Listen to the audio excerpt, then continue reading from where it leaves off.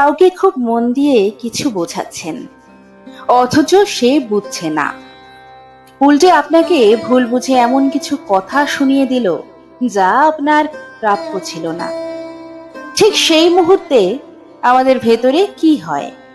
একটা প্রচন্ড জেদ আর অভিমান দলা পাকিয়ে ওঠে। মনে হয় এখনই এর একটা বিহিত করা দরকার। আমরা হয় চিৎকার করি, না হয় ভেতরে ভেতরে গোমড়ে পড়ি। এই যে অন্যের আচরণের চাবিকাঠি নিজের হাতে দিয়ে রাখা, এটাই আমাদের অশান্তির আসল কারণ। আমরা ভাবি প্রতিবাদ না করলে বোধহয় হেরে গেলাম, কিন্তু জেতার অন্য একটা ধরন আছে যা আমরা সচরাচর দেখি না। শ্রী সারদা দেবীর জীবনের দিকে তাকালে অলৌকিক কোনো ঘটনার চেয়ে তার এই অদ্ভুত থামতে পারার ক্ষমতাটা বেশি অবাক করে। জয়রাম ভাটির সেই ভাঙাচোরা সংসারে দিনরাত কত রকমের মানুষ আসত। কেউ খিটখিটে, কেউ স্বার্থপর, কেউ আবার ভীষণ অবুঝ। সারদা দেবী কিন্তু কাউকে পাল্টাতে চাননি, বা নিজের যুক্তির খাঁচায় কাউকে বন্দি করতে চাননি। তার এই বিশেষ গুণটিকে বলা যেতে পারে ভেতরের পরিসর বড় রাখা।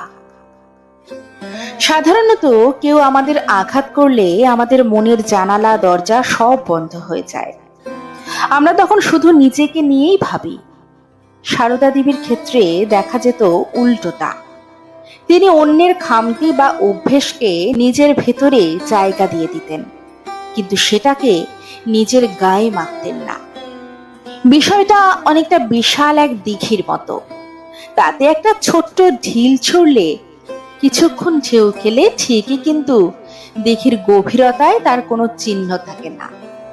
আমরা ছোট বাচির মতো, সামান্য আঘাতেই আমাদের জল চলকে পড়ে। আজকের দিনে আমাদের সবচেয়ে বড় সমস্যা হলো প্রতিক্রিয়া দেয়া।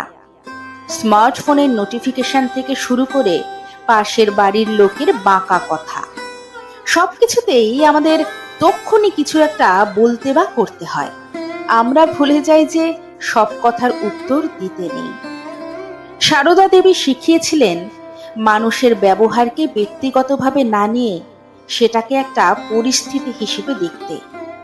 কেউ খারাপ ব্যবহার করছে মনে হলে সে নিজে ভালো নেই, এই বোধটুকু থাকলে আর রাগ হয় না, বরং এক ধরনের মায়া কাজ করে। এই যে নিজের শান্তিকে অন্যের আচরণের উপর নির্ভর করতে না দেওয়া, এটাই ছিল তার আসল শক্তি। তিনি কোনো তত্ত্বে যাননি, শুধু যাপনে দেখিয়েছেন যে নিজের ভেতরে একটা নিভৃত কোণ রাখা যায়, যেখানে বাইরের কোনো কোলাহল পৌঁছতে পারে না। কথা দিয়ে নয়, তিনি শান্ত থাকা দিয়েই সমাধান করতেন।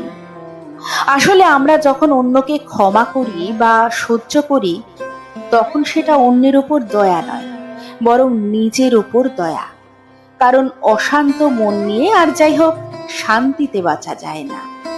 সারদা দেবীর এই সহজ মা ডাকের আড়ালে লুকিয়েছিল এক অটল হিমালয়, যা ঝড়েও চলে না। আমরা কি পারি দিনে অন্তত একবার কোনো বিরক্তির মুহূর্তে তক্ষুনি প্রতিক্রিয়া না দিয়ে একটু থামতে? হয়তো সেই কয়েক সেকেন্ডের নিস্তব্ধতাই আমাদের আসল পরিচয়ের খোঁজ দেবে।